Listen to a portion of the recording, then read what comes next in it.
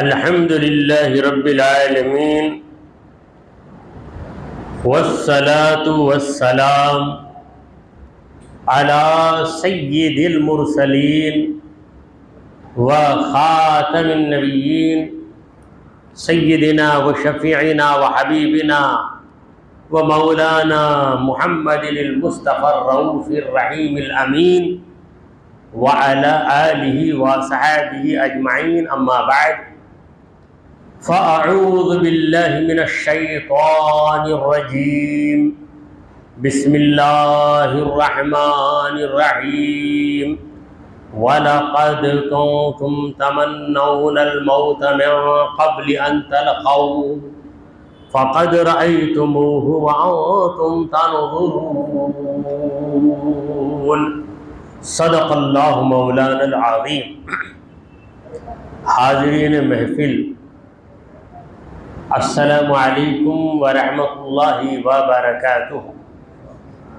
اللہ رب العزت جل وعلا کا ہم پر بے پناہ کرم ہے کہ اس نے ہمیں آقائے نامدار احمد مختار مدنی تاجدار دونوں جہاں کے سردار حضرت محمد مصطفیٰ رسول خدا صلی اللہ تعالی علیہ وآلہ وسلم کی بابرکت امت میں پیدا فرمایا۔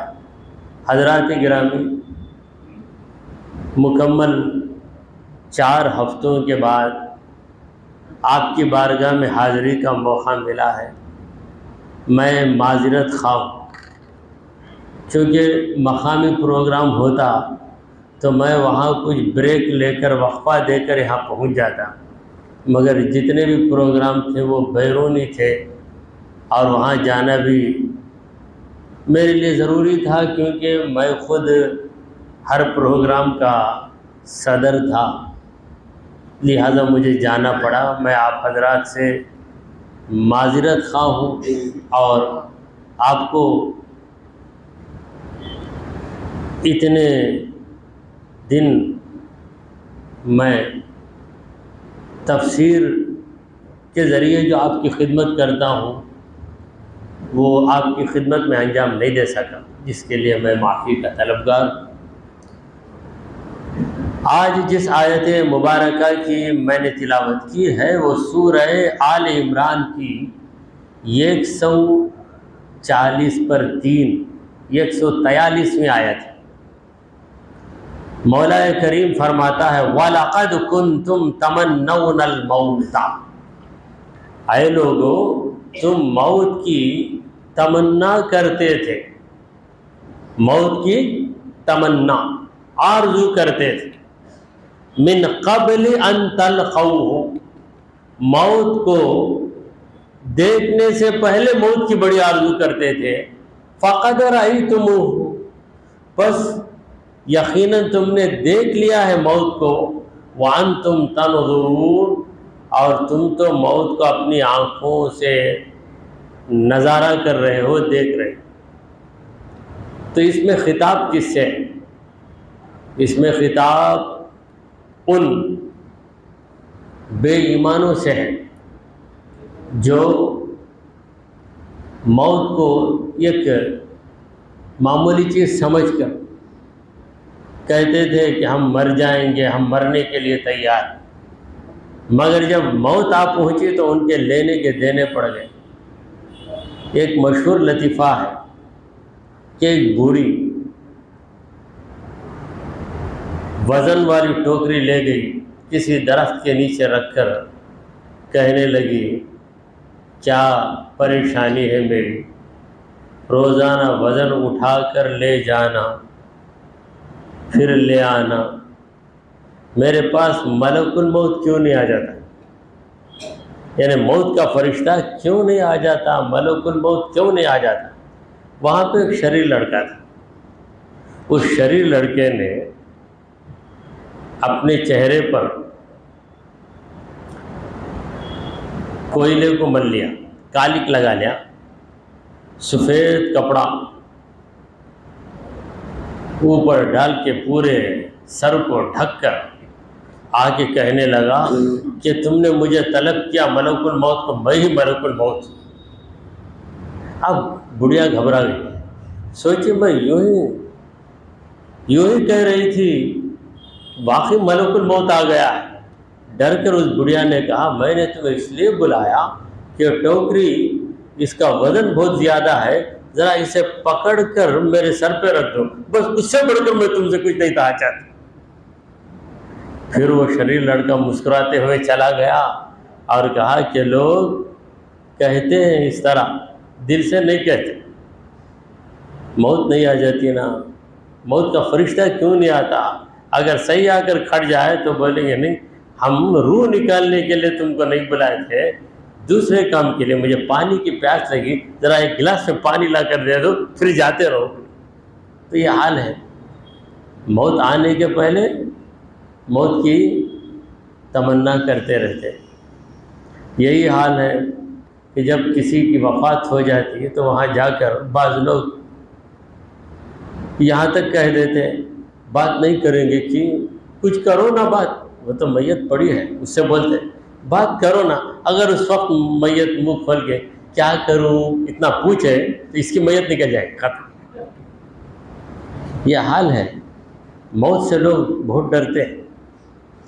تو یہاں خطاب یا تو کافروں سے ہے یا تو مومنوں سے۔ اگر کافروں سے یہ خطاب ہے تو کافروں کے لیے موت بہت بھاری چیز ہے۔ اگر مومنوں سے خطاب ہے تو ہمارے نبی کریم صلی اللہ علیہ وسلم نے فرمایا کہ تحفۃ المومن الموت، مومن کا تحفہ ہے موت، چونکہ جو ہی موت آتی ہے وہ انعامات کو دیکھتا ہے، نوازشوں کو دیکھتا ہے، رب کے کرم کو دیکھتا ہے، رب کی مہربانی کو دیکھتا ہے۔ وہ محسوس کرتا ہے کہ میں اس دنیا سے نکل گیا جس میں مصیبتیں رہیں، پریشانیاں رہیں، رنجشیں رہیں، دشواریاں رہیں، بیماریاں رہیں۔ اب میں ایسے عالم میں آ گیا ہوں جہاں بیماری نام کی کوئی چیز نہیں ہے، پریشانی نام کی کوئی چیز نہیں ہے۔ تو مومن کے لیے موت یہ تحفہ ہے، بلکہ الموت جسر یوصل الحبیب الی الحبیب، موت ایک پل ہے جو یار کو یار سے ملا دیتا ہے۔ ایک مومن رب کا یار ہوتا ہے، اسے رب سے پیار ہوتا ہے، جب جاتا ہے رب سے ملتا ہے تو باغ باغ ہو جاتا ہے۔ ہمارے نبی کریم صلی اللہ علیہ وسلم نے اپنی زندگی کے آخری موقع پہ فرمایا الرفیق الاعلیٰ، الرفیق الاعلیٰ، کلمہ شہادت کی انگلی، یہ کلمہ شہادت کی انگلی، کیونکہ اشہد ان لا الہ الا اللہ کے اوپر اس کو اونچا کرتے، اس لیے اس کا نام کلمہ شہادت کی انگلی کہتے ہیں۔ اور عربی میں اس کو سبابہ بھی کہتے ہیں۔ سبابہ کا مطلب ہے گالی دینے والے، جب کسی کو گالی دینا تو یہی مراد، اس طرح بتا کر کسی کو برا بھلا کہتے، اس کا نام عربی میں سبابہ بھی ہے، اور کلمے کی انگلی بھی اس کا نام۔ جب اسلام آیا تو اسلام نے کہا کہ اے مومن وہ گالی گلوچ دینا چھوڑ دے، جس انگلی کو تو گالی کے لیے استعمال کرتا تھا اب گالی کے لیے نہیں بلکہ کلمے کی بولی کے لیے استعمال کرتا، اشہد ان لا الہ الا اللہ، بس۔ تو یہ کیا ہے؟ اشارہ۔ دیکھیے زبان، لفظوں کی بھی زبان ہوتی ہے، اشارے کی بھی ایک زبان ہوتی ہے۔ جو لوگ گونگے ہیں، بہرے ہیں، ان کو اشاروں سے ہی سمجھایا جاتا ہے۔ آپ نے دیکھا ہوگا بار اخبار جو سنائے جاتے ہیں، نیوز اخبار، تو آواز آتی ہے ہم سن لیتے ہیں، مگر جو بہرے ہوتے ہیں، گونگے ہوتے ہیں، خاص کر گونگے جو بات نہیں کرتے، تو نیوز سنانے والا اشاروں ہی میں پوری نیوز، پوری خبر سناتا ہے اشاروں میں۔ تو اشارے کی بھی زبان ہے، تو اس میں اشارہ ہے کہ جس طرح یہ کنگلی ہے یہ خدا کے ہم ماننے والے، اشہد اللہ الہ الا اللہ، میں گواہی دیتا ہوں۔ گواہی کب دیتے؟ یقین آئے گا تب گواہی دیں۔ یقین کے بغیر آپ گواہی نہیں دے سکتے۔ آپ کو کسی عدالت میں بلایا گیا، کورٹ میں بلایا گیا، آپ گواہی دے رہے ہیں کہ میں نے اس غلط کام کو ہوتے ہوئے دیکھا ہے، تو آپ سے جج یا قاضی یہ پوچھے گا کیا تمہیں یقین ہے؟ آپ کہیں گے یقین ہے، 90% یقین ہے، 10% شک ہے۔ بولا 10% کیا، یہ 1% بھی رہا تو چلے گا، 0% ہونا شک۔ کتنا ہونا؟ 0%۔ 0% کا مطلب کوئی شک ہی نہیں۔ تو یقین جب آ جائے، یقین محکم عمل پہ ہم، محبت فاتح عالم، جہاد زندگانی میں ہے یہ مومن کی شمشیر ہے۔ یقین محکم، یقین کیسا ہو؟ پکا ہو، اسٹرانگ۔ محکم کا معنی ہے اسٹرانگ، یقین محکم۔ عمل پہ ہم، پہ ہم کا مطلب کیا ہے؟ کنٹینیوس، لگاتار عمل کرنا۔ اتنا عمل نہیں، جتنی طاقت ہے عمل کرتے رہو۔ جب طاقت جواب دے دیتی ہے تب آرام کرنا۔ یقین محکم عمل پہ ہم، محبت، لوگوں سے محبت سے پیش آنا، یہ محبت جو ہے فاتح عالم، پوری دنیا کو فتح کر لینے والی چیز۔ محبت سے پیش آؤ تو تم کسی کے دل کو جیت لو، اس کے دل میں مقام پیدا کر لو۔ جہاد زندگانی میں ہے یہ مومن کی شمشیر ہے۔ شمشیر کا مطلب کیا ہے؟ تلوار۔ ہماری اردو زبان ہے، مگر جب ایسے الفاظ آ جائیں جن کو ہم استعمال نہیں کرتے تو وضاحت کرنے کی ضرورت پڑ جاتی ہے۔ تو مومن کی پوری زندگی جہاد ہے، مومن کی پوری زندگی جہاد ہے، مگر اس جہاد میں لوہے کی تلوار کی ضرورت نہیں ہے۔ یہ 3 تلواریں ہونا، پہلی تلوار یقین، دوسری تلوار عمل، اور تیسری تلوار محبت۔ یہ 3 تلواریں اگر تمہارے پاس ہیں تو تم ایسے مجاہد ہو کہ جنگ کے میدان کی ضرورت نہیں ہے، آپ جہاں رہیں گے آپ کا جہاد جاری رہے گا۔ تو بہرحال خطاب مومنوں سے رہے یا منافقوں سے رہے، تو کچھ دیر کے لیے ہم منافقوں کے لیے اس آیت کو تسلیم کرتے ہیں، کیونکہ یہ آیت محتمل ہے۔ خطاب اس میں نام لے کر نہیں کیا گیا۔ ایھا المومنون کہہ دیا جاتا تو صرف مومنوں کے لیے، یا ایھا الکافرون کہہ دیا جاتا تو کافروں کے لیے، مگر آگے کی آیتوں میں اللہ تبارک و تعالی نے مومنوں ہی سے خطاب کیا ہے۔ اس تسلسل سے مومنوں سے خطاب مراد لیں۔ اگر منافقوں سے خطاب ہے تو گویا رب العالمین نے کہہ رہا ہے کہ اے منافقو، تم بڑے زور سے کہتے تھے کہ ہم مرنے کے لیے تیار ہیں، اب موت آ پہنچی ہے، دیکھو تمہارا انجام کیا ہو۔ اگر مومن مراد لیے جائیں تو پروردگار عالم یہ فرما رہا ہے کہ اے مومنو، تمہارے دلوں میں موت کی تمنا تھی۔ تمنا اردو میں کہتے ہیں تمنا، عربی میں تمنی، تمنا یا تمنا تمنین، یعنی آرزو کرنا۔ مومن موت کی آرزو کرتا ہے، کیوں؟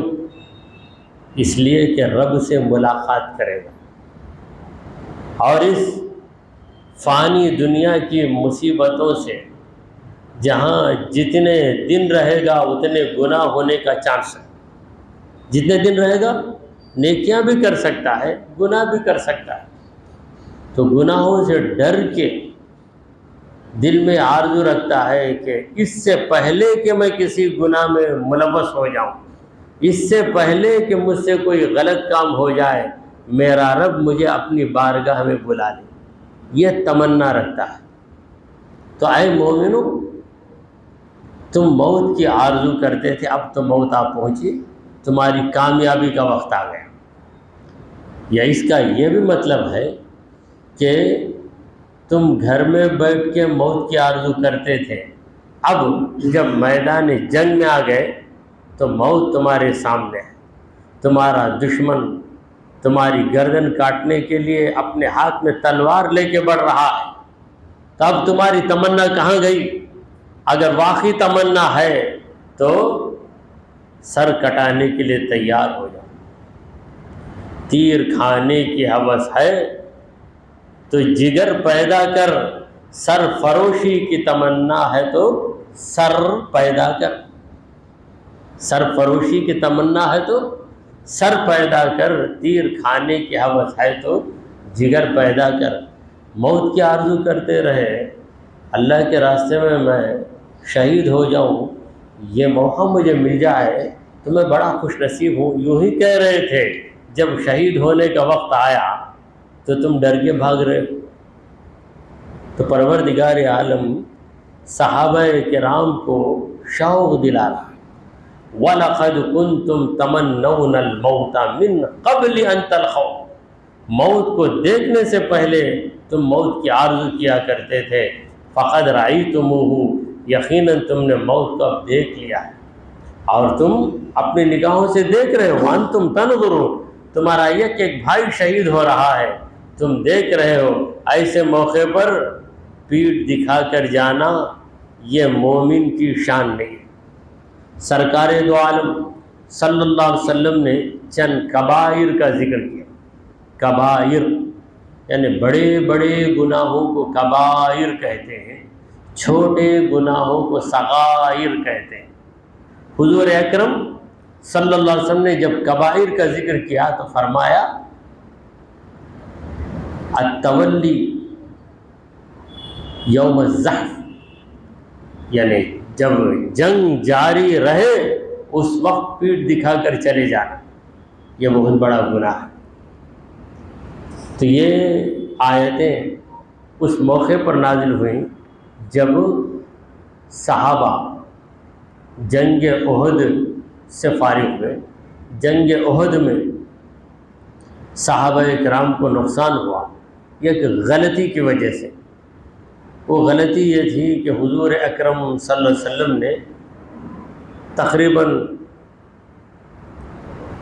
50 صحابہ کو ایک طرف روک دیا اور کہا کہ یہاں سے بالکل ہٹنا نہیں ہے، یہیں پہ رہنا ہے۔ مگر جب انہوں نے دیکھا کہ جنگ ختم ہو چکی تو سمجھا کہ جنگ کے موقع پر ہم کو یہ حکم دیا گیا، اب جنگ تو ہو گئی۔ یہ سوچ کر جب وہ ہٹے تو کافروں کو موقع مل گیا حملہ کرنے کا، تو کافروں نے زبردست حملہ کر دیا جس کی وجہ سے مسلمانوں کو بڑا نقصان پہنچا۔ اس موقع پر بعض منافقین یہ افواہ پھیلانے لگے، دیکھو یہ اگر سچے دین پر رہتے تو انہیں موت کیسے آتی۔ تو اللہ تعالیٰ نے کہا کہ یہ موت جو تمہیں دی گئی ہے یہ تمہاری تمنا پوری کی گئی، میری راہ میں گردن کٹانے کی تمنا تمہارے دلوں میں تھی، وہ تمنا آج پوری ہو گئی۔ ورنہ اللہ تبارک و تعالیٰ کافروں کو مومنوں پہ کبھی غلبہ نہیں دے گا۔ وَلَن يَجْعَلَ اللَّهُ لِلْكَافِرِينَ عَلَى الْمُؤْمِنِينَ سَبِيلًا، مومنوں کے خلاف کافروں کو طاقت مل جائے اللہ ایسا ہرگز نہیں کرے گا، مگر کبھی کافر غالب آتا ہے اس لیے کہ مومن کو شہادت کا درجہ مل جائے۔ اسی لیے تو یہ رکوع سورہ آل عمران کا 14واں رکوع ختم ہو گیا۔ وما محمد الا رسول، نہیں ہے محمد مگر رسول۔ محمد صلی اللہ علیہ وسلم کے رسول ہونے کی گواہی پروردگار دے رہا ہے۔ جب اپنا کلمہ پڑھایا تو کہا لا الہ الا اللہ، جب نبی کا کلمہ پڑھایا تو فرمایا وما محمد الا رسول، نہیں ہے محمد مگر رسول، ان کی حیثیت رسول کی حیثیت سے۔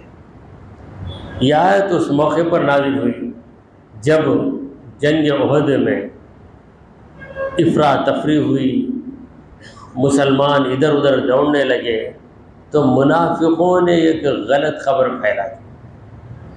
وہ خبر یہ تھی کہ مات محمد، یعنی محمد مصطفیٰ صلی اللہ علیہ وسلم کا انتقال ہو گیا، حضور کو قتل کر دیا گیا، قتل محمد قتل محمد قتل رسول اللہ، ایسی غلط خبر پھیلانے لگے۔ تو جو مسلمان تازہ مسلمان ہوئے تھے، ان کے ایمان میں کمزوری تھی، وہ لوگ پریشان ہو گئے، اور منافقوں کو تو ایمان کھوکھلا کرنے میں بڑی ٹریننگ ہے۔ کیا بھائی صحیح رسول رہتے تو ایسا ہوتا تھا کیا؟ صحیح رسول نہیں بھائی رہتے تو ان کا قتل کیسے ہوتا؟ تو گویا انہوں نے ایک نیا عقیدہ دلوں میں قائم کرنا چاہا کہ جو نبی ہوتا ہے وہ شہید نہیں ہو سکتا، جو نبی ہوگا اس پر کبھی موت طاری نہیں ہوگی۔ اس طریقے سے انہوں نے تمام نبیوں کی نبوت کا انکار کیا۔ موسیٰ علیہ السلام ان کی خبر ہے، ابراہیم علیہ السلام کی خبر ہے، داؤد علیہ السلام کی خبر ہے، کیوں ان لوگوں کی خبریں ہیں، ان کا انتقال ہوا، لہٰذا وہ سب نبی نہیں تھے، یہ کہنا چاہتے تھے۔ تو پروردگار عالم نے اس غلط عقیدے کو جڑ سے کاٹ دیا۔ خدا کے نبی پہ موت طاری ہوتی ہے، مگر موت نبی کو مردہ نہیں بناتی، موت طاری ہوتی ہے مگر نبی زندہ ہی ہوتے ہیں۔ انبیاء کو بھی اجل آنی ہے، اتنی کہ فقط آنی ہے، ایک آن کے لیے موت طاری ہوتی ہے۔ تو موت اللہ کا وعدہ ہے، کیونکہ حضور اکرم صلی اللہ علیہ وسلم نے فرمایا کہ ان نبی اللہ حی یرزق، بے شک اللہ کا نبی زندہ ہے اور اسے رزق دیا جاتا ہے۔ الانبیاء احیاء فی قبورہم، انبیاء اپنی قبروں میں زندہ، تو وہ زندگی اعلیٰ زندگی۔ تو کسی نبی پر موت طاری ہو، یہ کوئی محال، امپاسبل یا ناممکن بات نہیں ہے، موت طاری ہوتی ہے، مگر تم ان نبیوں کو مردہ نہیں کہہ سکتے، موت طاری ہونے کے باوجود وہ کیا ہے؟ زندہ ہے۔ تو حضور اکرم صلی اللہ علیہ وسلم کے بارے میں اللہ نے کہا کہ وما محمد الا رسول، محمد کیا ہے؟ رسول۔ تو حضور کا یہ نام محمد کس نے رکھا؟ اللہ نے رکھا ہے، کیونکہ یہ نام اس وقت عرش پہ لکھا ہوا تھا جب حضرت آدم علیہ السلام نے اپنی نگاہوں کو کھول کر نظارہ کیا عرش کے پائے کا، تو وہاں پر یہ نام لکھا ہوا تھا محمد الرسول اللہ۔ محمد کیا معنی ہے محمد کا؟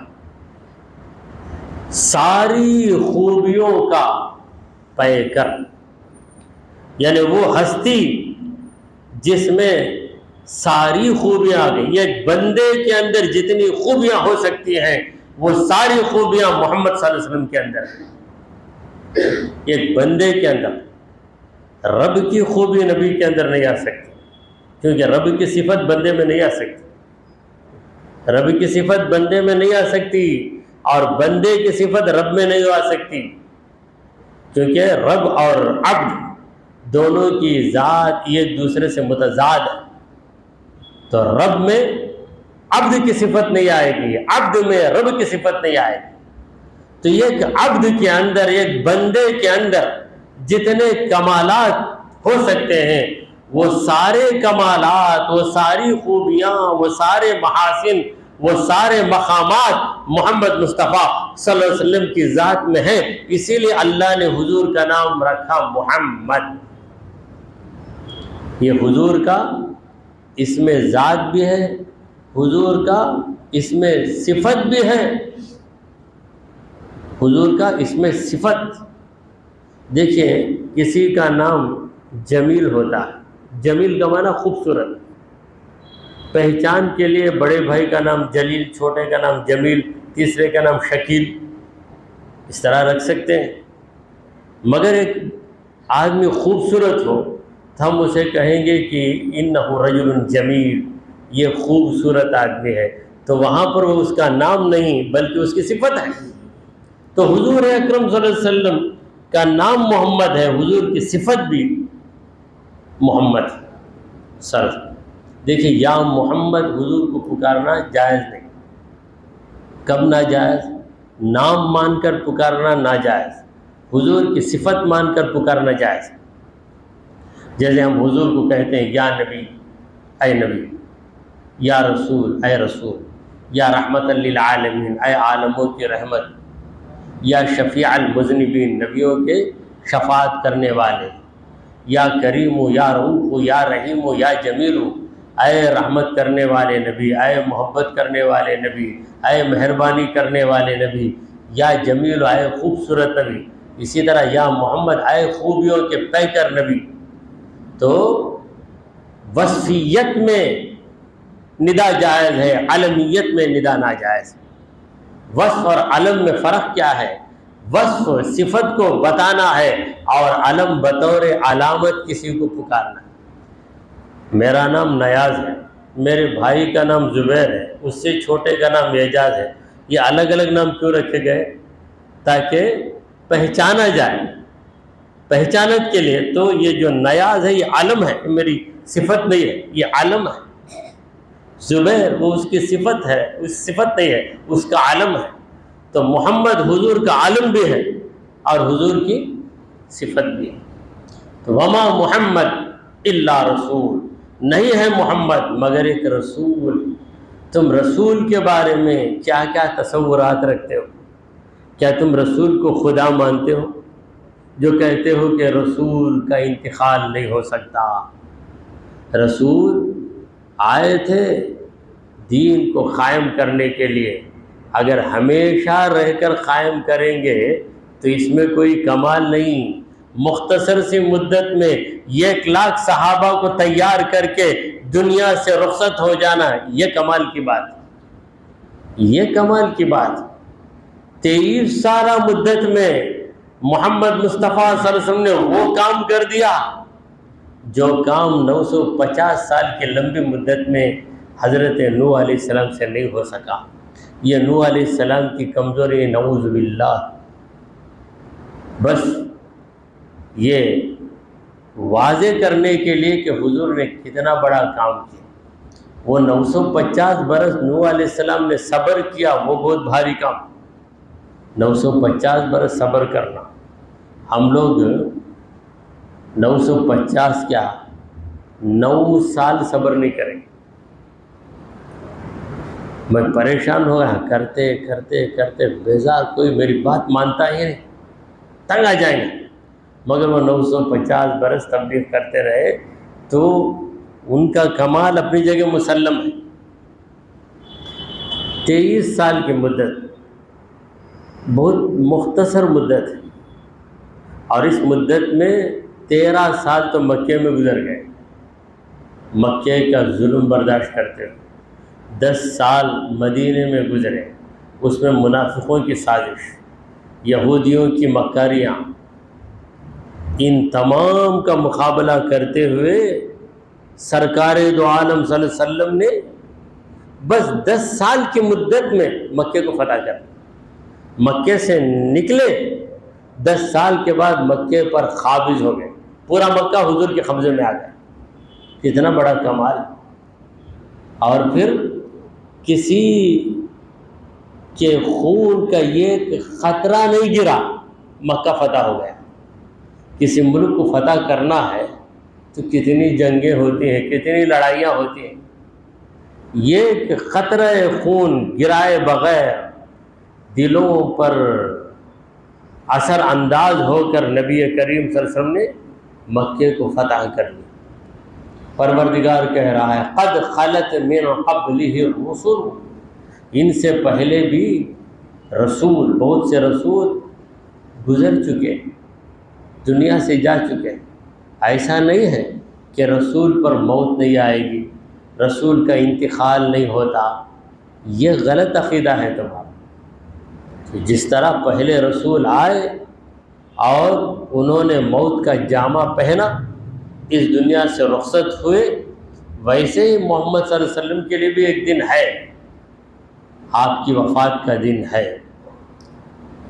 ربیع الاول میں آپ کی میلاد ہوئی، ولادت، ربیع الاول ہی میں آپ کی وفات ہوئی، اسی لیے ہم کہتے ہیں 12 فات، یہ 12 وفات، وفات 12 وفات، کوئی جھٹکا دے کر ہم کیا کہتے ہیں؟ برفات کا مہینہ، برفات کا مہینہ، 12 وفات کا مہینہ، ولادت وفات دونوں ایک مہینے ہی میں، اسی ربیع الاول میں، بلکہ اسی تاریخ میں۔ چند حساب لگانے والے کئی باتیں بتاتے ہیں، مگر ہمارے بزرگوں نے تو ہم وفات کا غم نہیں مناتے، ولادت کا جشن مناتے، کیونکہ ہمارے نبی دنیا سے گئے، جانے کے باوجود ہمارے دلوں میں بس گئے، گئے بھی تو رہ گئے، اور آئے تو قیامت تک رسول بن کر آئے، ایسے رسول بن کر آئے کہ آپ کے بعد کوئی رسول نہیں آئے گا، ایسے نبی بن کر آئے کہ آپ کے بعد کوئی نبی آنے والا نہیں۔ ہمارا کلمہ کیا ہے؟ محمد الرسول اللہ، محمد اللہ کے رسول ہیں۔ اگر وفات کی بات دماغ میں رہے گی تو بن گئی کان محمد الرسول اللہ، محمد اللہ کے رسول تھے کی بات نہیں، رسول ہیں، جانے کے باوجود ہیں۔ حضور کا انتقال ہوا مانتے ہیں، مگر یہ بھی مانتے ہیں کہ حضور اب بھی ہیں جیسے پہلے تھے۔ قد خلت من قبلہ الرسل، ان سے پہلے کئی رسول دنیا سے رخصت ہوئے۔ افا مات، پس اگر ان پر موت طاری ہو گئی، او قتلا، یا یہ شہید ہو گئے، انہیں قتل کر دیا گیا، انقلبتم علی اعقابکم، کیا تم پلٹ جاؤ گے، علی اعقابکم، تمہاری پنڈلیوں پر۔ اعقاب عقب کی جمع ہے، یعنی پنڈلی، تو پنجڑیوں پر یا پنڈلیوں پر پلٹ جائے گا کیا؟ یعنی جاتا ہے کوئی، اگر پلٹنا چاہے تو کیسا پلٹے گا؟ پنڈلیوں پر یہ اٹھا کر ہی پلٹے گا۔ انسان کی حرکت کیسے ہوگی، ایکشن کیسا ہوگا، پروردگار عالم سے بہتر ہماری حرکتوں کو کون جانتا ہے؟ اس لیے تمہارے پیروں سے پلٹو گے نہیں، تمہاری پنڈلیوں سے پلٹ جائے گی۔ العاقب، کیا تمہارا دین اس وقت تک ہی رہے گا جب تک حضور دنیا میں رہیں گے؟ حضور دنیا سے جائیں گے، حضور کا دین رہے گا۔ حضور دنیا سے جانے کے باوجود دنیا میں رہیں گے، ضرور رہیں گے، جائیں گے مگر رہیں گے بھی ضرور۔ وَمَنْ يَنْقَلِبْ عَلَىٰ عَقِبَيْهِ، جو اپنے پنڈلیوں پر پلٹ جاتا ہے، اپنی ایڑیوں پر، پنڈلی نہیں ایڑی، اپنی ایڑیوں پر پلٹ جاتا ہے، فَلَنْ يَضُرَّ اللَّهَ شَيْئًا، تو وہ اللہ کا کچھ بھی نقصان نہیں کر سکتا۔ یعنی منافقین اسی وقت پلٹ گئے، پہلے ہی سے وہ پلٹے ہوئے تھے، مگر اپنے دل کا حال انہوں نے ظاہر کر دیا، کہنے لگے اب ہم کیوں اس دین پر رہے، اس دین کے لانے والے پیغمبر تو دنیا سے جا چکے، حالانکہ حضور گئے نہیں تھے۔ یہ خبر پھیلا دی گئی، تو اس غلط خبر پر، جسے رومر کہتے ہیں، اس افواہ پر انہوں نے فیصلہ کر لیا، یہ جو اپنی ایڑیوں پر پلٹ جائے گا۔ وَمَنْ يَنْقَلِبْ عَلَىٰ عَقِبَيْهِ فَلَنْ يَضُرَّ اللَّهَ، وہ ہرگز اللہ کا کچھ بگاڑ نہیں سکتا۔ اگر تم دین کو چھوڑ دو گے تو دین کا کچھ بگڑنے والا نہیں ہے، قرآن کو چھوڑ دو گے تو قرآن کا کچھ بگڑنے والا نہیں ہے، محمد مصطفیٰ صلی اللہ علیہ وسلم کا کلمہ اگر تم چھوڑ دو گے تو نبی کا کوئی بگڑنے والا نہیں۔ تو یہ دین آیا ہے ہمیشہ کے لیے، اور ایسے موقع پر بعض صحابہ جو دین میں پکے تھے انہوں نے کہا کہ اگر واقعی ہمارے نبی کی شہادت ہوئی ہے جیسا کہ خبر پھیلائی گئی تو پھر ہم بھی شہید ہو جائیں گے، ہم رہ کر کیا کریں گے، لہٰذا آگے بڑھے تو کافروں کے حوصلے ٹوٹ گئے، تو اس طرح آگے بڑھے۔ مگر منافقوں کو بس موقع مل گیا، انہوں نے خوب فتنہ پھیلایا۔ الغرض باطل شکست کھاتا ہے، حق غالب آتا ہے۔ وَقُلْ جَاءَ الْحَقُّ وَزَهَقَ الْبَاطِلُ، کہہ دو اے میرے نبی کہ حق آ گیا، وَزَهَقَ الْبَاطِلُ، باطل مٹ گیا، إِنَّ الْبَاطِلَ كَانَ زَهُوقًا، بے شک باطل مٹنے والا ہی تھا، پہلے ہی سے مٹ رہا ہے، وہ سر اٹھاتا ہے۔ اس کی مثال کیسے ہے، جب کوئی چیز ابلتی ہے تو ابلنے کے بعد آخر دب ہی جاتی ہے، اسی طرح باطل ابلتا ہے، ابھرتا ہے، اچھلتا ہے، پھر آخر دب کر رہ جاتا ہے۔ حق غالب ہے، الحق یعلو ولا یعلی علیہ، حق ہمیشہ غالب آتا ہے، حق پر باطل غالب نہیں آ سکتا۔ کبھی کبھی غالب نظر آتا ہے، وہ چند دنوں کے لیے، پھر اس کے بعد اسے مٹنا ہی ہے۔ تو جو دین سے پلٹ جائے گا یہ بہانہ بنا کر، جب ہمارے نبی کریم صلی اللہ علیہ وسلم کی وفات ہو گئی تو اس وقت کئی قبیلے جن کے ایمان میں کمزوری تھی وہ لوگ مرتد ہو گئے، دین سے پلٹ گئے، اور حضرت ابوبکر صدیق رضی اللہ تعالیٰ عنہ خلیفہ بنے تو آپ نے مرتدین سے جنگ کی۔ اسے کہتے ہیں قتال المرتدین۔ مرتد اسے کہتے ہیں جو مسلمان تھا پھر اسلام کو چھوڑ کر کافر بن گیا، اسے کہتے ہیں مرتد۔ تو کافر کی دو قسمیں ہیں، الکافر الاصلی، الکافر المرتد۔ ایک اصلی کافر یعنی پیدائشی کافر، پہلے سے کافر تھا، کبھی مسلمان بنا نہیں۔ ایک مرتد ہے جو مسلمان تھا پھر کافر بن گیا۔ اب دونوں میں بدتر کون ہے؟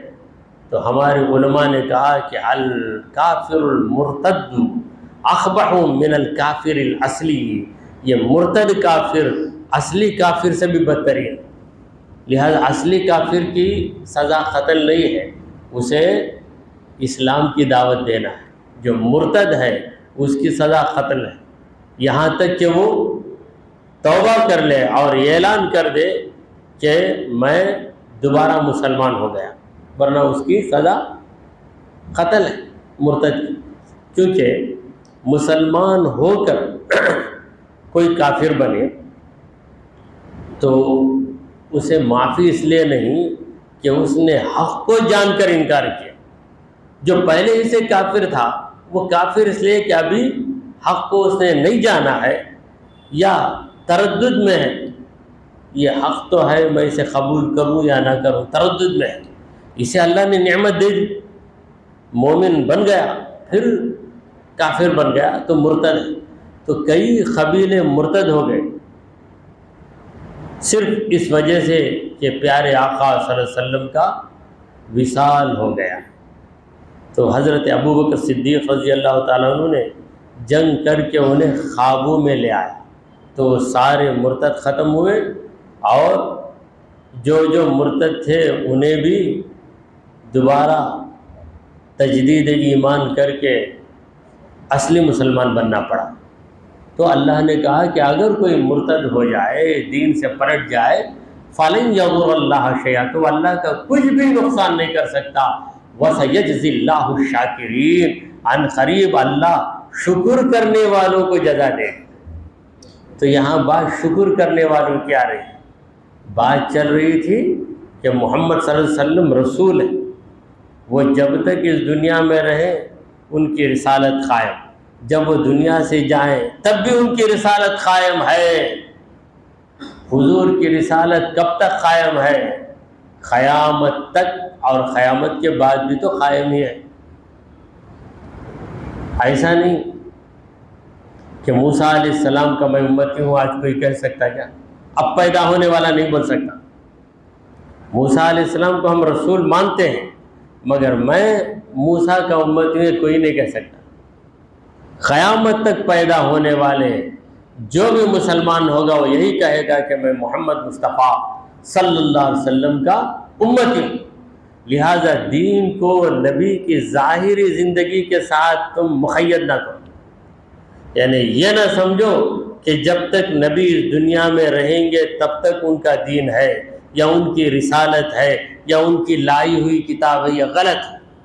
اللہ تعالیٰ نے ہر انسان کی ایک عمر رکھ دی، تو حضور کی بھی ایک عمر ہے 63 سالہ، 63 سالہ زندگی۔ یہ ظاہری زندگی ختم ہو گئی، مگر باطنی زندگی تو قائم ہے۔ حضور کا لایا ہوا دین قائم ہے، حضور کی لائی ہوئی کتاب باقی ہے، حضور کی لائی ہوئی شریعت قائم ہے۔ اب کوئی نئی شریعت آنے والی نہیں۔ 4 نکاح جائز، 5واں نکاح ناجائز ہر مرد کے لیے، یہ شریعت، یہی شریعت رہے گا۔ اب اس میں کوئی تبدیلی آنے والی نہیں، اس میں کوئی ترمیم امینڈمنٹ یہ ہونے والا نہیں۔ تو اللہ کے دین کے مل جانے پر جو اللہ کا شکر ادا کرتا ہے کہ اللہ تو نے مجھے تیرا دین دے دیا، تیرا کلام مجھے دے دیا، تیرے رسول سے مجھے ملا دیا، مجھے کسی دنیا دار کا غلام نہیں بنایا، اے پروردگار مجھے تو نے تیرے مصطفیٰ کا غلام بنایا۔ تو اس بات پر جو شکر کرتا ہے اللہ فرماتا ہے وَسَيَجْزِي اللَّهُ الشَّاكِرِينَ، اللہ شکر کرنے والوں کو جزا دے گا، ضرور دے گا۔ دعا کیجئے کہ پروردگارا ہم نے جو کچھ کہا اور سنا اسے قبول فرما لے۔ اے اللہ ہمارے گناہوں کو معاف فرما، ہماری خطاؤں کو درگزر کر دے۔ اے رب العالمین ہم پر تیری رحمت نازل فرما۔ اے اللہ ہمیں سیدھے راستے پر چلا، تیرے انبیاء تیرے اولیاء کے راستے پر چلا۔ اے رب کریم ہمارا خاتمہ ایمان کی حالت پر فرما۔ وصلی اللہ تعالی علی خیر خلقہ سیدنا وحبیبنا مولانا محمد وعلی آلہ واصحابہ اجمعین۔ الفاتحہ۔